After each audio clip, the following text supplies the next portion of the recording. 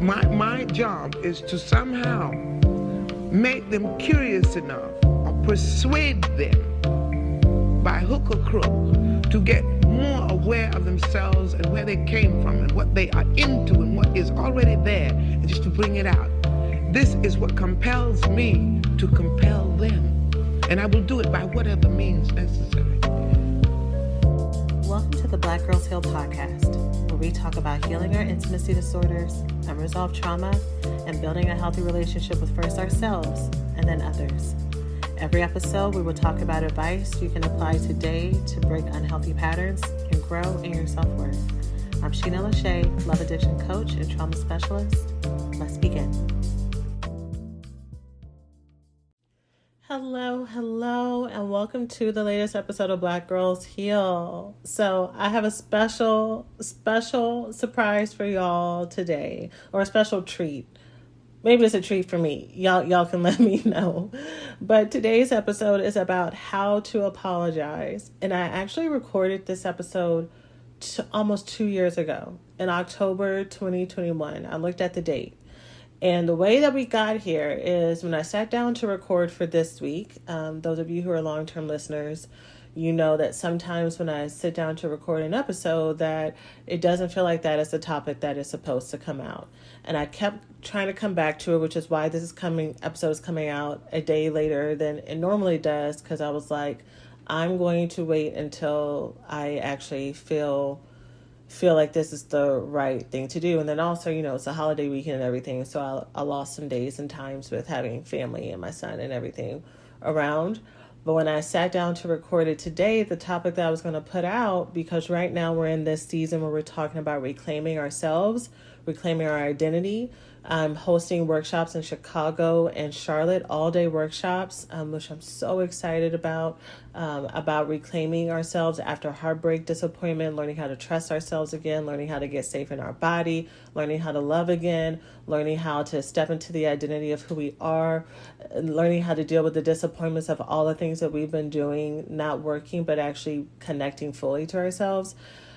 The workshop, again, is called Reclaiming Me. And so I've had planned that I'm going to talk about topics related to that and talk about it on here on the podcast and social media and our newsletter and everything. But when I came to sit to record this episode, it just couldn't come out. And so it's like, let me go ahead and look in the archives to see what's available. And wouldn't you know it, the episode you're going to listen to today, I have all the podcasts listed in different folders according to their episode numbers, right? And so the one I recorded today, I was like, I think I want to post this, but not now. So I posted it like this number that was really big, and I was like, I'll deal with it when it comes to it, and then I'll decide if I want to post it.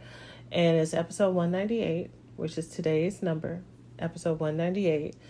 And I was like, what is in this folder? And it was this episode, and I started to listen to it, and I was like, oh wow, I talk about a lot of stuff. So today's episode is called How to Apologize. And if you're looking at the link, you're like, oh, this is going to be a longer one. And it is. And it really was. It's kind of like a masterclass where I go over a lot of different things. I go over a lot of different scenarios, a lot of different what ifs and practical tips.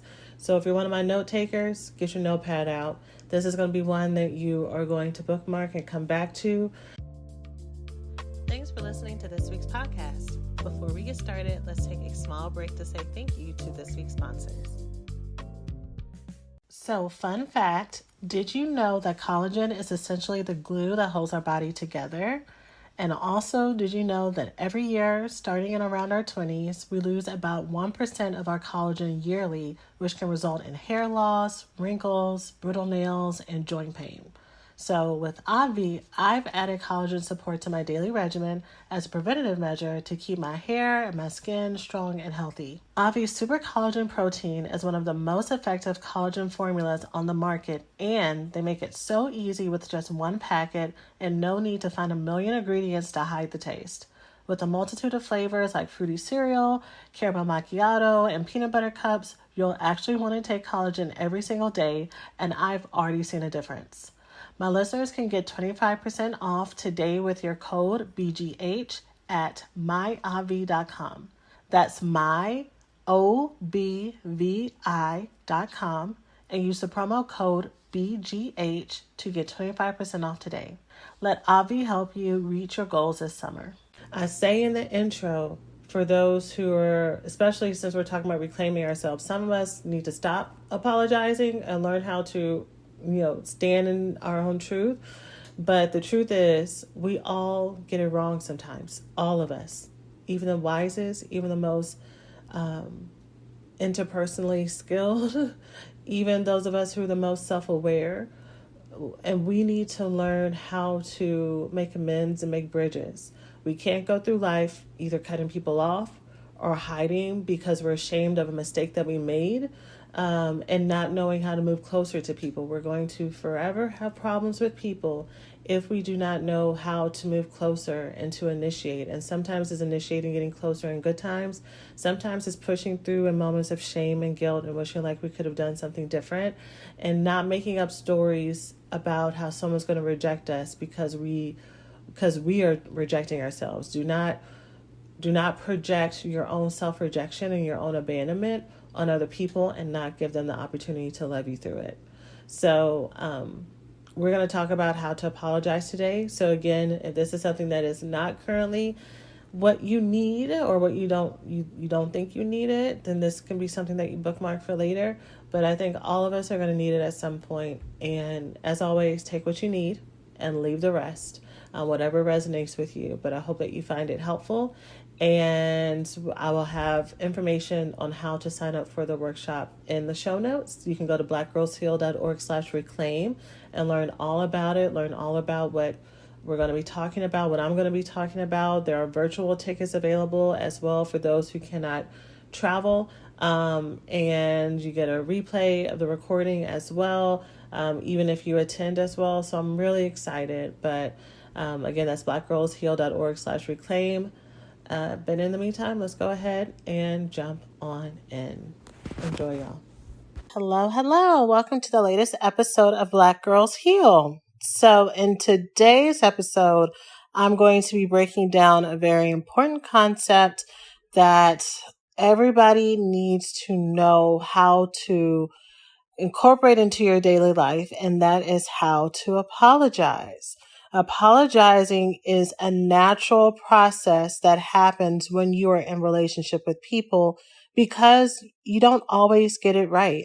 Sometimes you make a mistake in communication. Sometimes what you're intending to happen is not actually the impact of how it affects the other person. Sometimes the impact is negative for them, even though you're coming with the best heart and the best attempts to do right by them. And with that, that means that you may need to apologize. I think sometimes we avoid apologizing for one or two reasons, based on our trauma, of course. But one reason is if we apologize, it invokes this defensive response towards us if we come from a household where we were constantly criticized and we're constantly told what we're doing wrong and we're constantly told how we're not enough or we always make mistakes. And so when it comes to apologizing in relationships, apologizing is synonymous with you're bad, you're wrong, and everything in you is fighting to own the fact that, no, I am good enough, I am worthy, and you're not going to tell me that I'm anything less. When apologizing for things that you may have gotten incorrect or that may have been mistaken by you or that you may have gotten wrong, does not say anything about your worth, and it doesn't say anything about your value. If anything, because you can be so secure in who you are and so secure in your identity, you being able to apologize is actually more evidence of that, because you understand that even in your imperfections, even in your mistakes, even in your learning moments, you're still amazing, right? And you also believe the other person can also be amazing. The other person can also deserve to hear, I'm sorry sometimes, and you can say it easily or easier as well. Another reason it may be hard to apologize is because it's not as black and white as you did something wrong. Maybe there was an offense on the other side where your feelings were hurt, where you felt betrayed, where you felt you were done wrong. And even though you can see your part, they also have a part to play. And so it's kind of like this standoff where again, though you may see your part, it feels disingenuous, or you may feel like you're losing something, or you may feel like it's telling the other person it's okay if you apologize. And so sometimes it's not necessarily about power and control, but just you also feel a need to be validated. You also feel a need to be seen. And since I'm talking about trauma, if you've had an experience where your feelings, your thoughts, your emotions are constantly downplayed by people, or people take advantage of you, or you feel unheard, you apologizing, even if you know it may be the right thing for you to do, you may not want to do it. And so I just wanted to legitimize that. I'm going to be talking about that a little bit more in today's episode, because what we don't want to happen is for you to feel caught between what you may feel like you need to do, and also trying to figure out what is safe for you and when is the right time for you to do it, if there's a right time for you to do it. Another reason we may not want to apologize is we never saw it modeled before us. Apologizing, saying I'm sorry, is what weak people do. When someone may need to have an apology, or when someone may need to have their feelings validated, they are being too sensitive, or they can't take a joke, or they're doing the most, or whatever kind of invalidation thoughts that we have may come from times that a parent, an adult, a caretaker invalidated our feelings. Maybe we grew up from homes where people just sucked it up and repressed it and kept moving. So to start to operate in this vulnerable state where you acknowledge other people's feelings, where you may have to acknowledge something that you may have gotten wrong or done wrong, is very vulnerable, and you don't know what to do with that. And you probably have a whole lot of education through your background, through your family, through your neighborhood, through your community, telling you that that's right, telling you that other people should just deal with it. Here's what I want to say before I go any further. I want you to pay attention to whether or not that's working for you. Is it working for you to always expect the other person to just deal with it, right? Is it making your relationships better? Are you getting closer? Are you feeling safer? Are they feeling safer with you?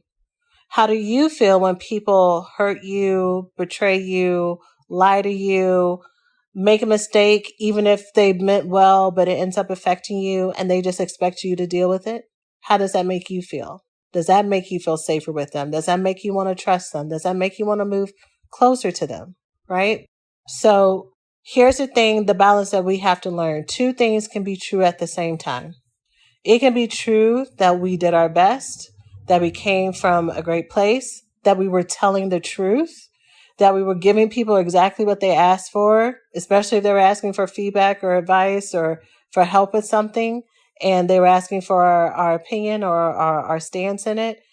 And it can also be true that our way of doing whatever it is that they may have asked us to do, or whatever it is that we were intending to do, that there could be some tweaking to it or opportunities to grow and to learn. So with that said, let's talk about what I'm going to talk about in this episode. I'm going to talk about with whom and when you can consider and think about apologizing. And I'm also going to talk about times that you probably should not apologize. And then I'm going to talk about how to apologize. In the how, I'm going to be talking about some of the blocks that we hit when we're trying to apologize, the things that people say that may trigger us and how to deal with it. I'm going to talk about how to apologize when, you want to apologize to that person, but you also have some things that happen that you want to share as well. What is the suggested good practice on how to get your feelings in there as well without completely derailing the conversation? And so let's go ahead and get into it. So first, let's talk about with whom or when to apologize. The first time is when you're wanting to operate in your own integrity. The majority of women and men who listen to this podcast, and persons, non-binary persons who listen to this podcast, are doing so because they are trying to heal that inner child within, because they are trying to grow and break generational trauma and break generational chains, because you are trying to live a life of peace, because you're trying to be #unbothered, but with that unbotheredness not actually being repression in disguise, breaking down your body, causing panic attacks, causing you to have depression.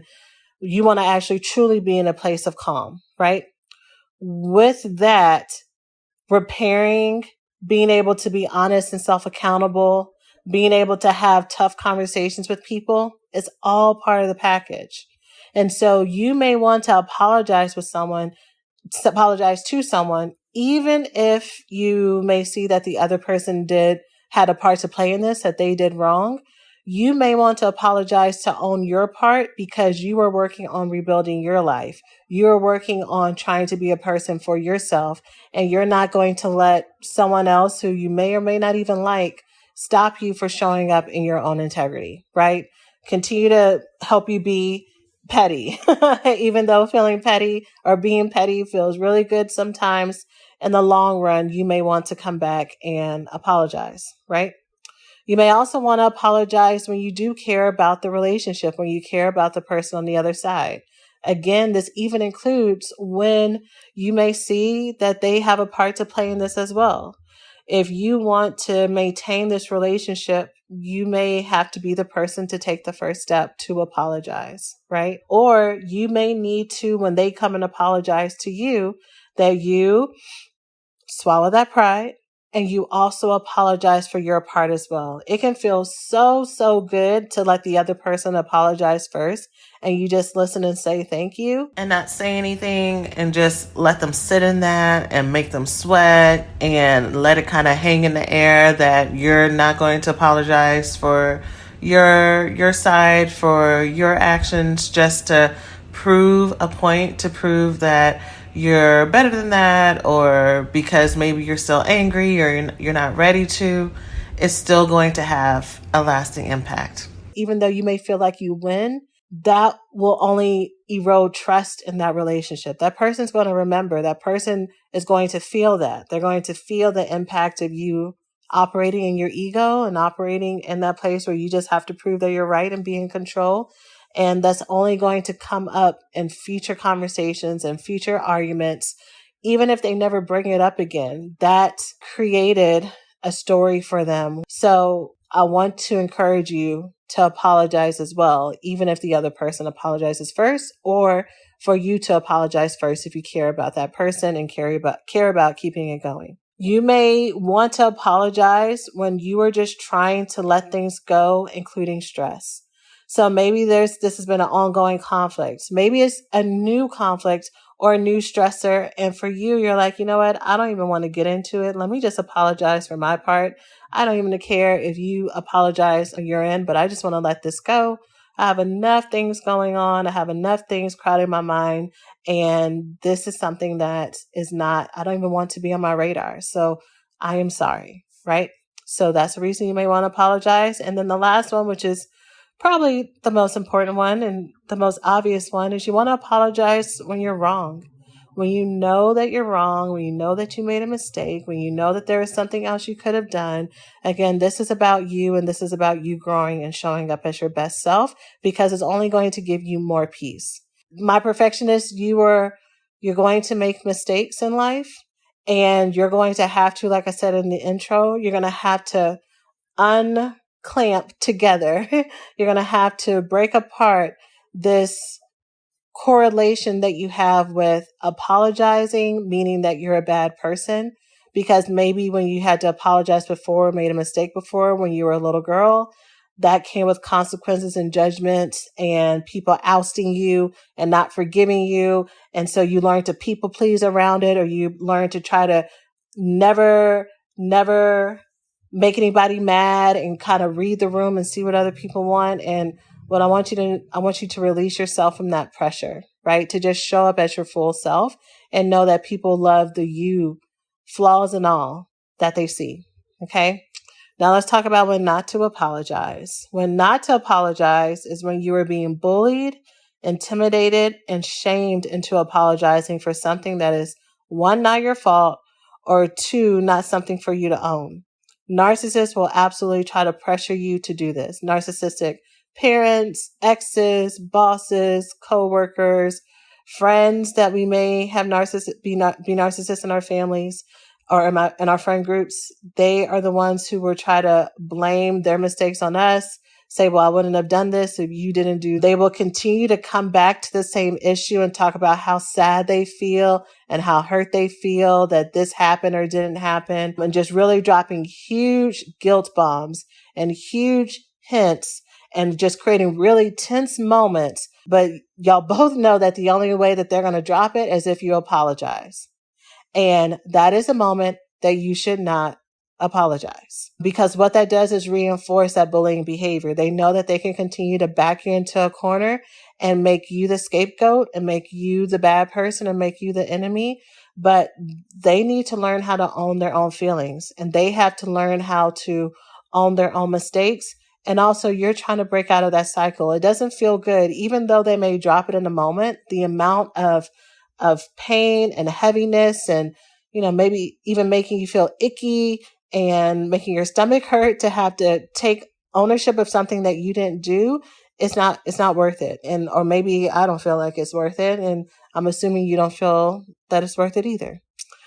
Not only narcissists do this can also happen in destructive family cycles where people are just not allowed to have boundaries. So still the same pressuring, still the same hinting that you need to be the one to apologize. I had an episode was it last week's episode? It was either last week's episode or the episode before that, whenever this one comes out, where I was talking about coping when your family thinks negatively of you. And one of the things that I talked about is sometimes your family can start to think negatively of you when you start to grow up and have boundaries and say when you like things and say when you don't like things. And then you become the troublemaker. Then you become the person who always has something to say. Especially if you're going to therapy, a lot of times families and loved ones will start to throw therapy in your face, or you're talking that therapy shit, or you're doing white people shit, or whatever it is that they say to you or about you. And you do not need to apologize for having your own opinions, for having your own voice, for disagreeing with them, right? You want to be able to have relationships where y'all can agree to disagree and it's not World War III. If they make it World War III, that is not your issue. That's their own dysregulation. That's their own trauma work that they need to do. They need to go and partake in some mental health support, but that's not your responsibility. Okay? You also do not apologize, or I would suggest for you to not apologize when you're just saying it to shut people up and you don't mean it. So moving out of family examples, even though this absolutely applies to family, but you and your significant other are fighting and, you're just like, okay, you know what? I'm sorry. And it's a way to stop the conversation, but your tone of voice, the look on your face, the body language shows that you ain't sorry. You are not sorry at all. Same things in friendships, same thing in other relationships. So I'm going to tell you right now, here's what I would suggest for you to say. If conversation is going round and round, or maybe you're already kind of like at a 9 and if we keep talking about this, you're going to really blow the handle. My suggestion, and you can write this down, is that you still communicate and to end the conversation. So you can say something to the effect of, I feel a little bit differently about this. I'm going to process what you're saying and come back to you to talk about it. The reason why I would really encourage you to phrase it like that or similar is if you just say something like, I'm done talking about this, that is a very clear power play, and it does not make the other person feel like they can trust you. And even if it's someone that you don't necessarily care if they trust you or not, that power move is only setting the stage for them to do more power moves later on and for y'all to have a tit for tat relationship. And you may be someone listening saying, well, if they want to play, I got them. If they want to start it, you're definitely going to finish it. And maybe that is absolutely true. Maybe you are someone who always knows the right power moves and manipulation to win in that way. But I'm going to go back to what I said at the beginning. I want you to consider, is that the type of lifestyle that you want to have all of the time? Sure, that might be a really good skill to have whenever you're in a situation where someone is trying to bully you and trying to hurt you and trying to take advantage of you. But do you want to have that hyper awareness that you have to always be on defense and always have to be winning with people in all of your relationships? That's a very stressful place to be, where you have to constantly be on guard to make sure someone doesn't one up you, versus having healthy relationships that you can trust that they're going to listen to you and you're going to listen to them. And even if you disagree, that you can find a compromise, right? But just saying, I'm done with this conversation, does not invite that space. What is clear to me, because this is the work that I do, is clear to me that the reason why you want to stop that conversation is because it's emotionally triggering to you. Maybe it's too much, it's too overwhelming to think about right now. Maybe talking about it makes you sad. Maybe your feelings are hurt because they're coming to you talking about this. Maybe it's making you angry and powerless because it's a situation that you feel like you don't have a lot of control over. There's so many reasons why you will just want to say, I'm done talking about this, and they're all valid. And what I would encourage you to get connected to are what are those emotional feelings, why you want to cut it off, and to tell that to them. Because people can hear and they can better receive, this makes me really sad to talk about right now. Can we talk about it later? Versus, I don't want to talk to you about this at all, right? The first one is still setting the boundary, but it's not making it about them. And it's also telling them a little bit of what you might need.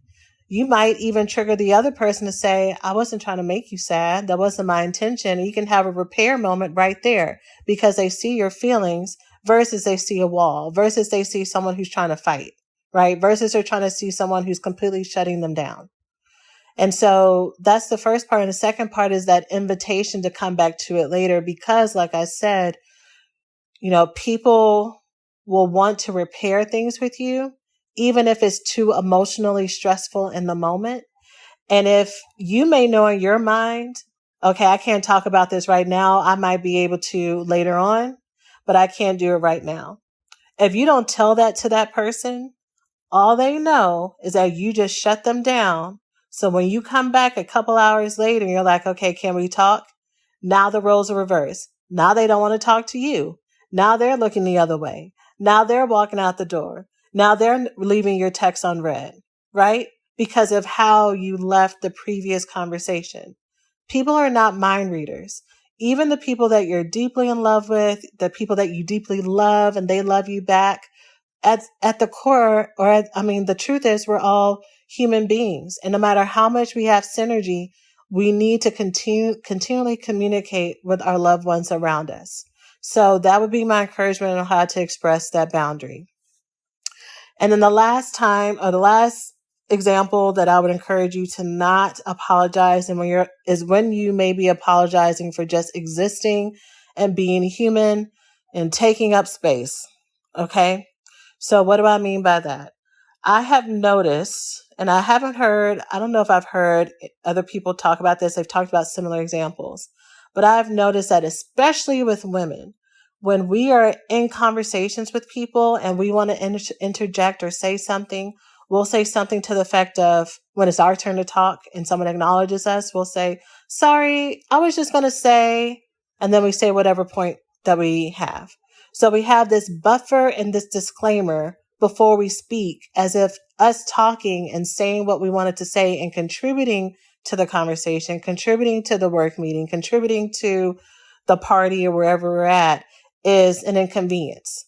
I really want to encourage y'all to kind of listen to your language. And even if you don't have any awareness for yourself, next time you're at a meeting or next time you're on a group FaceTime or you're at a social event, and y'all are all talking in the group and everyone's laughing and joking and someone pipes up to say something, I just want you to notice how many times someone starts off with saying, oh, sorry, I was just going to say, and just that apologizing. Why are we apologizing for existing? Why are we apologizing for about to crack a joke and contribute our ideas and our values and our thoughts to this really amazing moment? Right? We don't need to apologize. Instead, just start with your thought. I'm saying this for people who are like, okay, well, what do I say? If you were going to say, sorry, I was just going to say, I think Gryffindor is the best house in Harry Potter.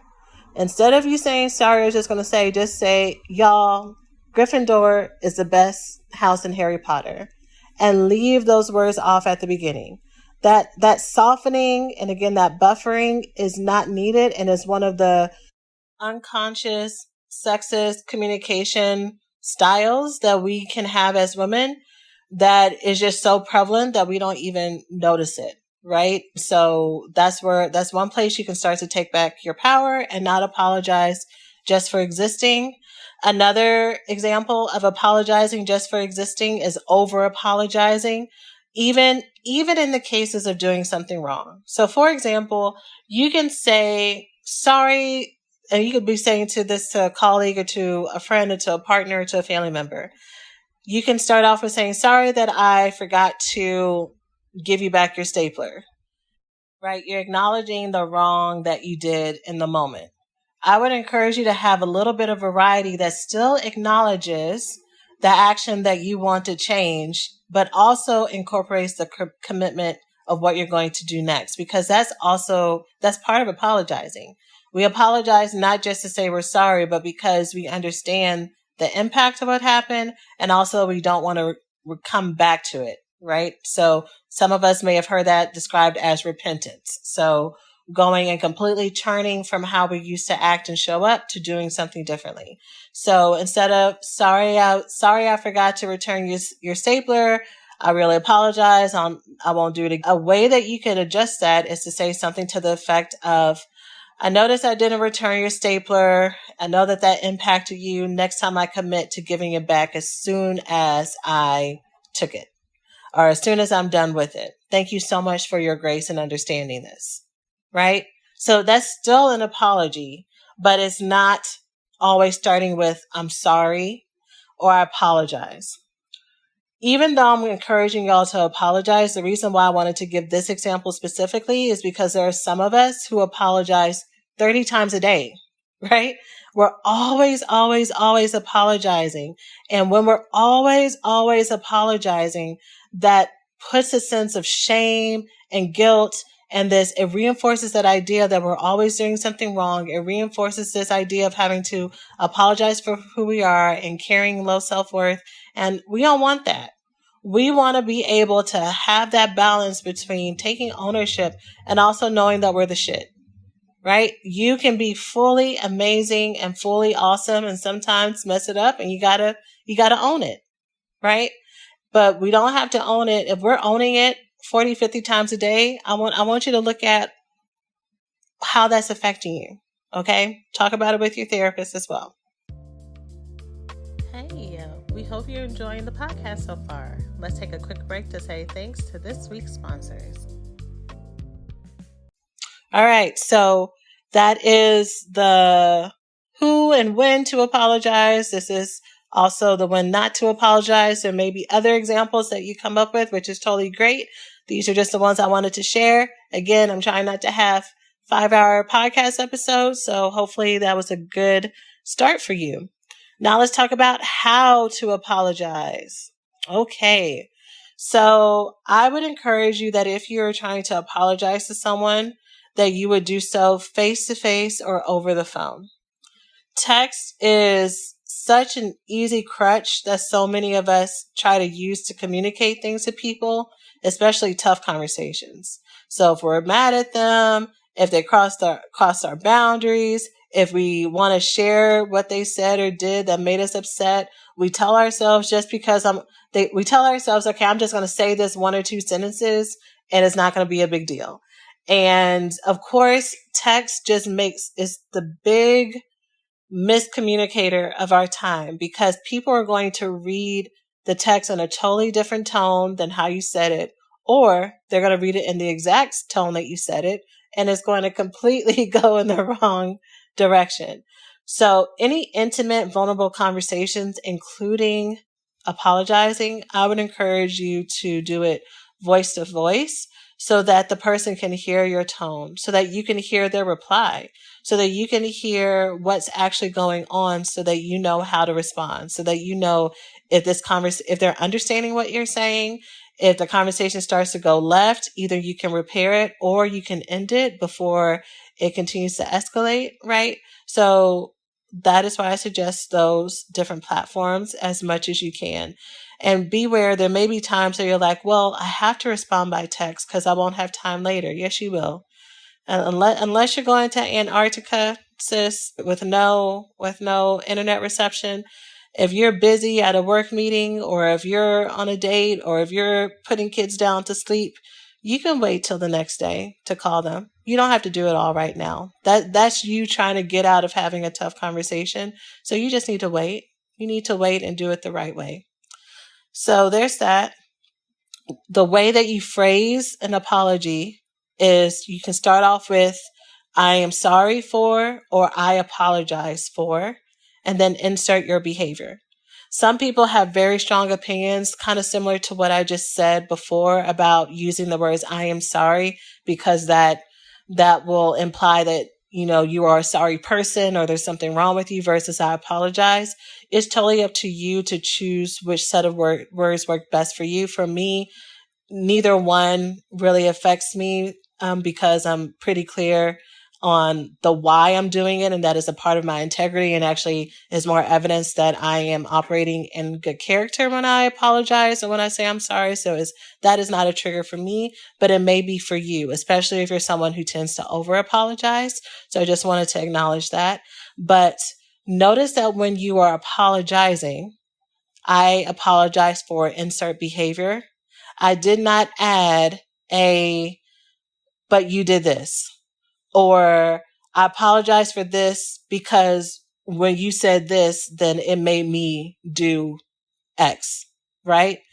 The reason why you don't want to add that second part and make that a complex sentence because you're adding a whole other clause to it is because you're taking the attention from you taking ownership for your part and you're making it about them. To which what's going to be their reply? They're going to want to fight back because those are fighting words. That's not really an apology. That's you in a sneaky way, or maybe not so sneaky way, trying to call them out for what you didn't like and trying to mask it as an apology. So if you're truly trying to take ownership for your part, if you're truly trying to repair the relationship, you start off with just, I apologize or I'm sorry for insert behavior. Again, remember, I'm going to talk about in a moment what to do if you want to apologize for your part, but also you have some emotions about what happened that you want them to hear as well. We're going to talk about that.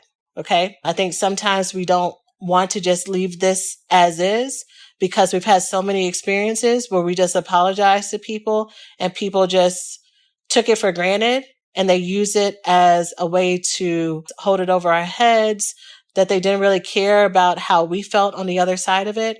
And so now when it comes to apologizing, we are very reluctant to separate the apology from also the reason why we did what we did, because we want to feel empowered. We want to feel heard. And hopefully what I'm going to share with you is another way that you can get that same need met. After you say that, you want to follow up with a commitment on what you will do differently next. Even if you don't know, you can acknowledge that there needs to be a change. So I'm going to use that really small, kind of silly example that I said earlier about the stapler. So I apologize for taking your stapler. I know that it really held you back because you needed it to staple your reports. Next time, I'm going to return it as soon as I'm done so that you don't have to worry about not having one, right? That's the commitment. You can also say, sorry for taking your stapler. I know that it affected your report status. I'm going to work on trying to find a solution so that this doesn't happen again, right? That's your commitment. You're not able to specifically say what it is, maybe because you don't know what it is, but that is one thing you can say. You can also say, I want to make this better. Can you tell me what I can do differently next time? Okay. That's you asking for a specific answer to this solution. And that's going to help you not have this really big open-ended conversation. So for example, you can say something to the effect of, tell me what can I do better? And maybe this person has a whole list of things they want to tell you, right? Which will definitely derail the conversation. So if you ask, what can I do better? to help with this part, then that's going to help them focus and give you constructive words on what you can do to make it right. Okay. So this is a very cookie cutter way to talk about apologies. Let's talk about some of the things that can go wrong that can, or actually they're not going wrong, but that can potentially trigger you as you're trying to apologize to someone, show your integrity, repair the relationship. And then these things happen that make you be like, you know what? This is why I didn't want to do this in the first place. Right? So the first thing is maybe after you apologize, they start to elaborate and they start to explain why what you did really hurt them. And if you are not prepared for that, that can be very triggering because it can feel like they are just dumping on you and trying to abuse you or trying to make you feel like shit, when really what is happening is that their feelings were hurt and they felt betrayed or they needed something and you weren't available for it. And so when you came and you apologized, what you did is you helped them feel safe to share more about what they've been feeling. Because before that, the trust had been broken, right? They felt like you did whatever you did or didn't do whatever you didn't do. And maybe that you didn't care. So when you came and acknowledged what you did, it's like, oh, okay, well, let me tell you how I've been feeling.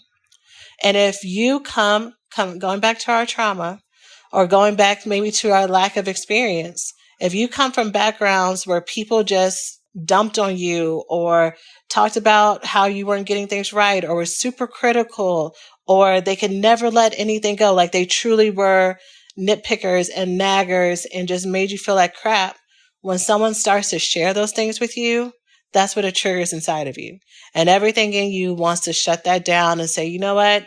I didn't come to you for this. I just came to apologize. I didn't ask you all that. I already said, I'm sorry. What else do you want from me? What they want from you is to be able to hear their emotions. Their emotions are not, people cannot make you feel anything about yourself that you don't already feel yourself.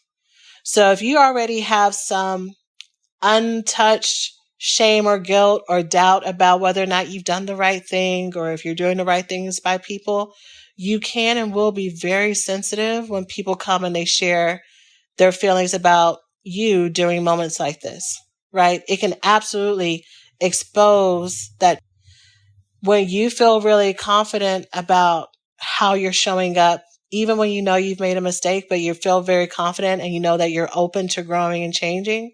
When someone comes and shares that to you, it's just information.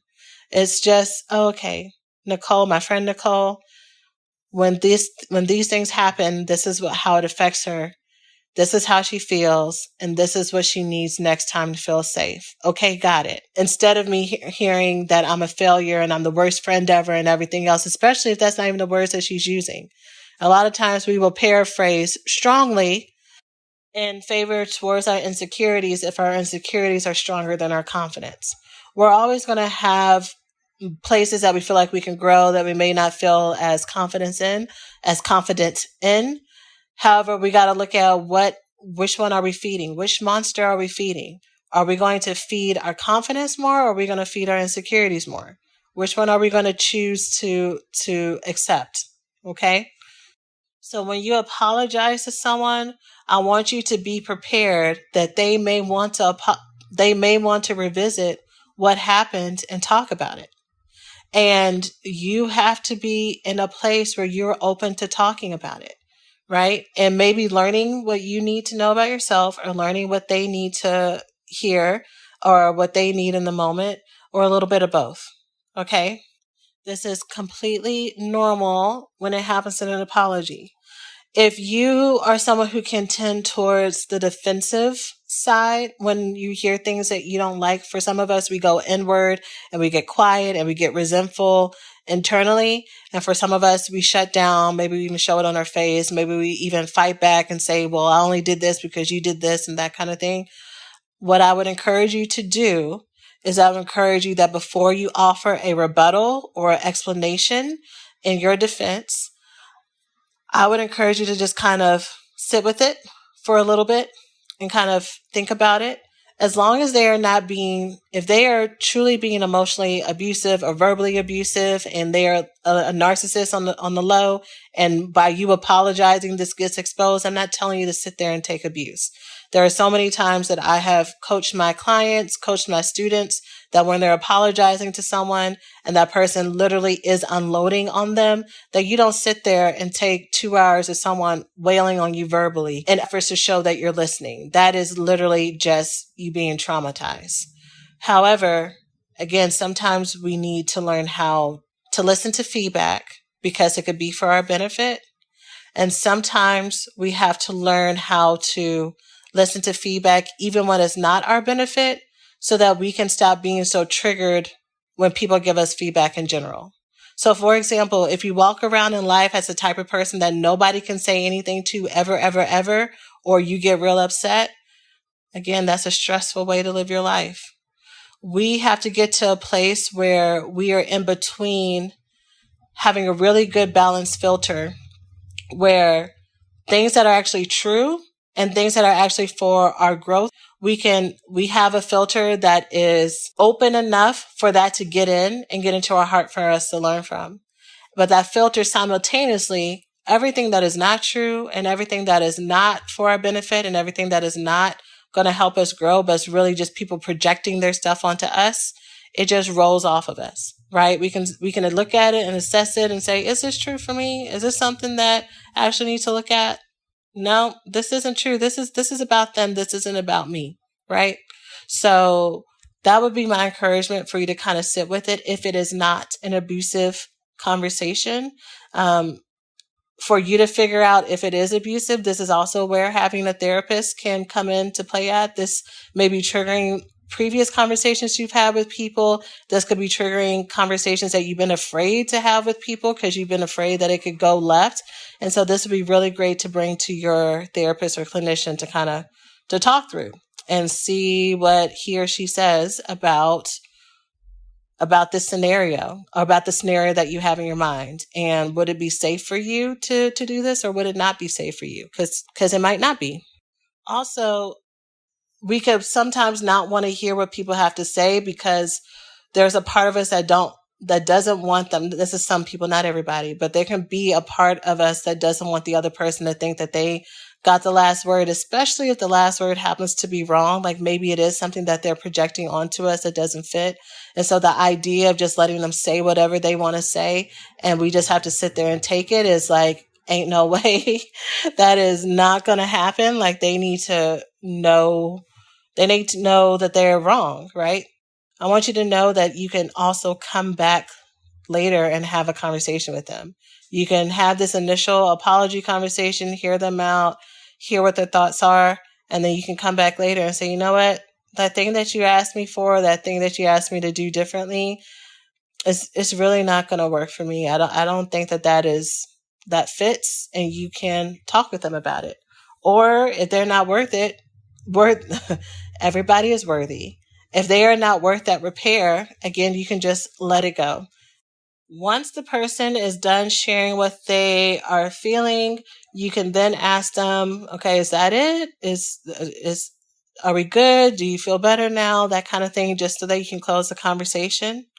The goal for this is not necessarily for y'all to be friends, especially if you're people who don't like each other.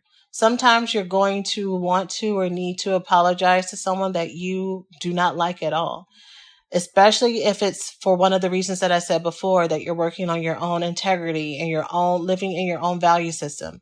If you're working on not living stressed and living in problems and chaos and bitterness and resentfulness, because it brings your energy down, it brings your vibes down. So you're not going to let negative, petty stuff with a coworker you don't like, or a friend of a friend that you just don't vibe with.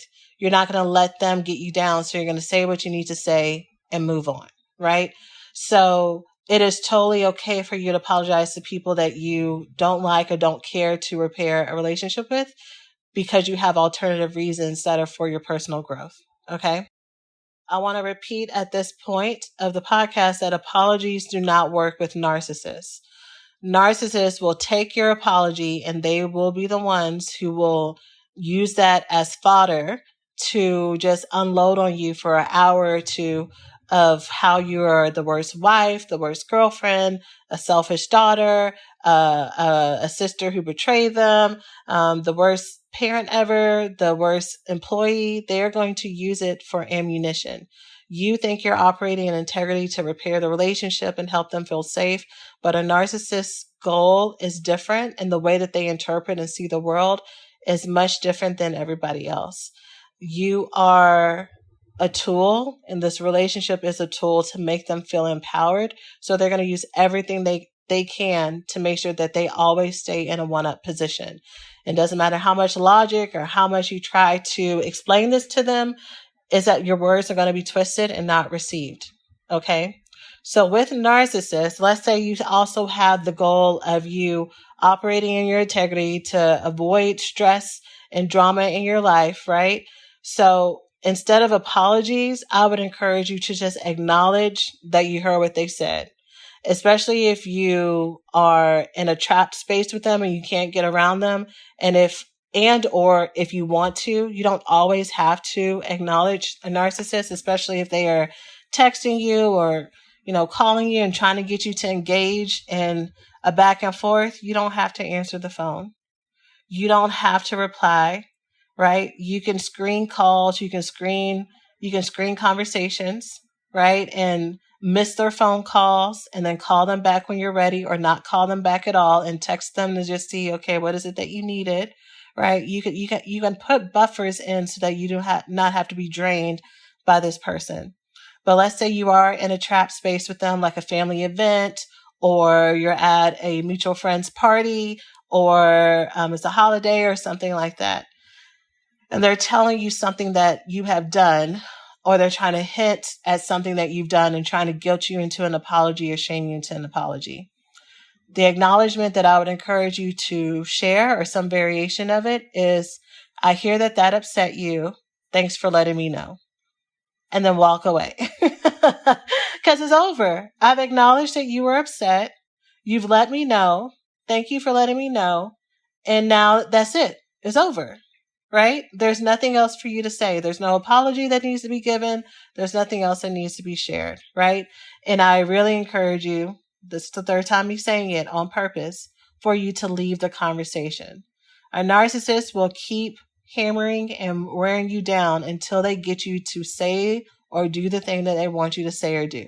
And it can really disrupt the confidence cycle that you're in and make you start to second guess and doubt yourself. So that's why I'd encourage you to not stay in prolonged relationships with them, or conversations with them. Also relationships, but definitely these conversations. Okay?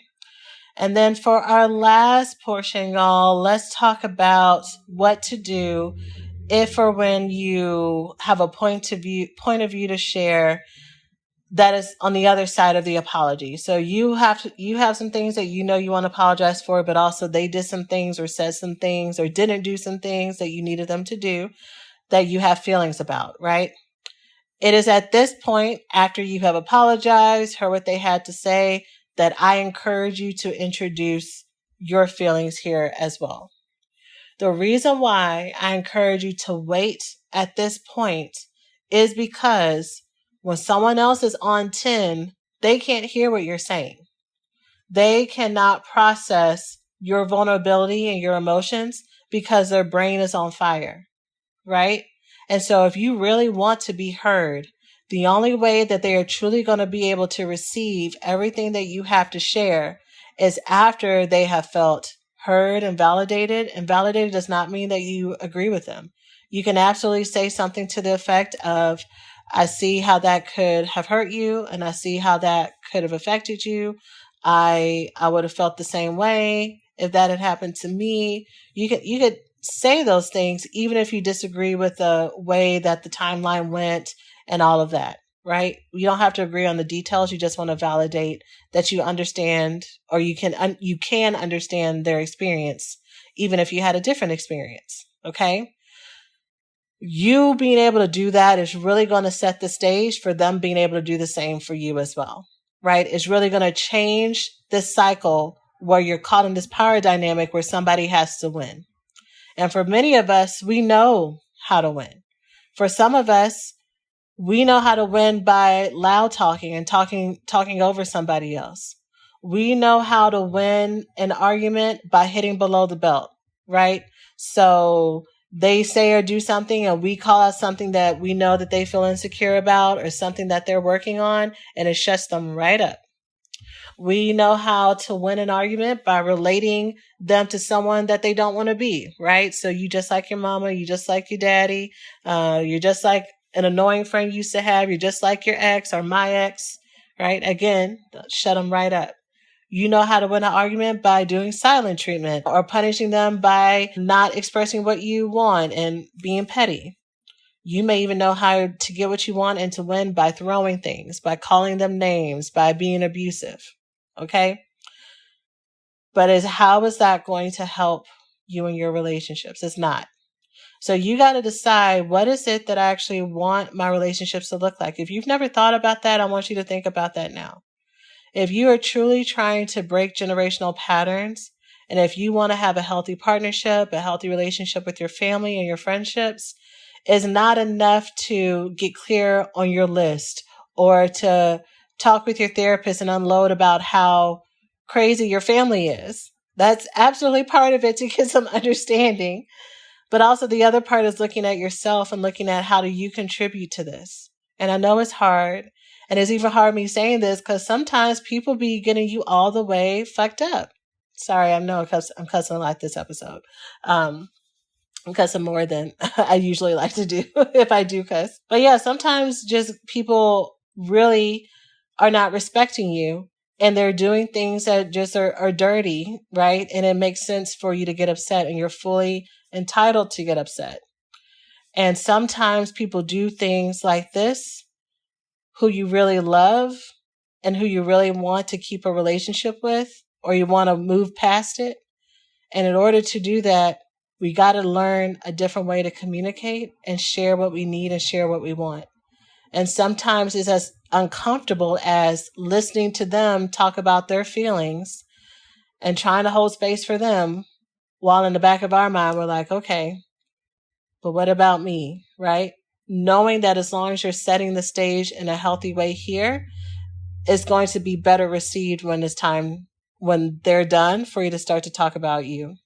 So they've talked, you apologized, they said how they felt, you said everything good. Do you feel heard? That's a therapy phrase. Do you feel heard? They say yes. Here's where you say, okay, great, I'm happy you feel better. Is it okay if I share with you how I'm feeling now? And I want to say almost always they'll say yes, but I'll just say 8 or 9 times out of 10, 8.9, 9.4, a very high amount of times someone is automatically going to say yes because you have really validated them. They feel very safe with you. And now you're able to share how what happened affected you. Okay? This is not necessarily how to apologize, but the way that I would encourage you to share how what happened affected you is the phrase, I felt, feeling the emotion, when you feeling the action. Okay? You don't want to start off with when you did da da da da da da da, because you're starting off from the beginning with blaming and attacking. Even if you're not trying to blame and attack, and even if you come with all of these really soft words at the end with, well, you did this, but I know it's just because you were feeling sad that day. All they heard was what they did wrong at front. And you want to start off with your emotions. I felt blank when this happened. Okay? And then start to have that same conversation that you just had with them, but on the other side. Okay? So that is my suggested techniques for how to apologize. Of course, you may have your own bag of tricks or skills that you know that work for you, that your therapist may have, has been successful for you, and that's totally awesome and that's totally great. I just wanted to share what I've seen be effective for my students, for my clients, for myself in my own personal life, and hope that it can just be one more feather in your cap. Again, I know that a lot of things that I just shared can feel very opposite and extreme to what you could be doing, especially if you're learning how to communicate and you're starting to build a new family legacy and tradition all on your own. Right now, you're the first one. I mean, people talk about being the first one to go to college sometimes. For many of us, especially in the Black community where we're unlearning the impact of generational trauma in our lives, we could be the first one who's trying to be emotionally validating towards other people and ourselves and our entire family. We could be the first one who's trying not to have a household that yells all the time. We could be the first one who tries to have a family that is built on fidelity and loyalty and not scamming people and not trying to win, right? We could be the first person in our family who's actually expressing what we feel instead of repressing it and it turning into depression or mental illness or addictions and other things like that, right? So many of us are doing this for the first time. And as much as we know what we've been doing doesn't work, also doing what I described today or things that are similar to it is like, that's way too much. That's way too soft.